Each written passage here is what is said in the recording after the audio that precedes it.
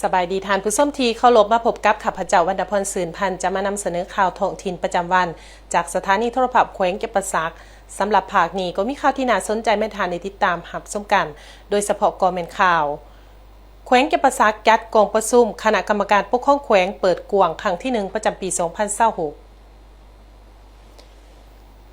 กองประชุมคณะกรรมการปกครองแขวงเก็บประซักเปิดกวางครั้งที่1ประจำปี2026จัดขึ้นในวันที่2กรกฎาคม2026ที่ห้องประชุมหอว่าการแขวงโดยเป็นประธานของฐานพิมพรพันดานุวงศ์คณะประจำผักแขวงห้องประธานคณะกรรมการปกครองแขวงเก็บประซักมีประธานห้องประธานคณะกรรมการปกครองนครเมือง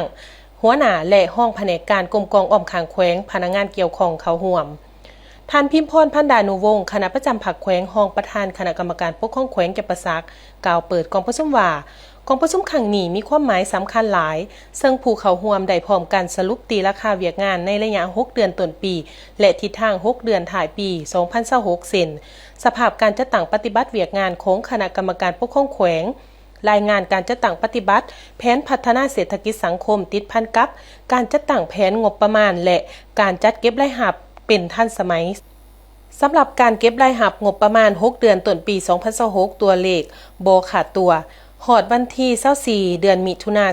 2026ปฏิบัติได้ทั้งหมด 1,787.19 ตือกีบเทียบใส่แผนปฏิบัติได้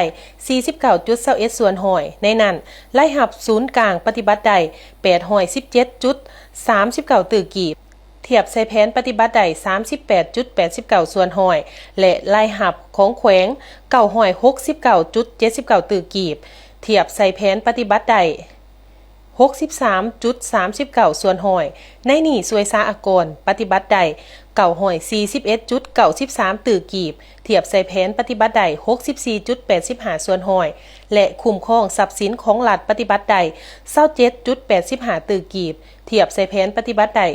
35.99 ตือกีบการคุ้มครองรายจ่ายงบประมาณปฏิบัติได้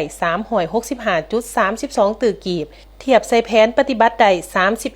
31.17 ส่วนหอยดุลเดียงงบประมาณของแขวงมียอดเหลือ6หอย 4.47 ตือกีบจากนี้ยังมีการรายงานการพันขยายและจัดตั้งปฏิบัติคำสั่งของคณะเลขาธิการศูนย์กลางผักฉบับเลขที่11ทับคลสพลงวันที่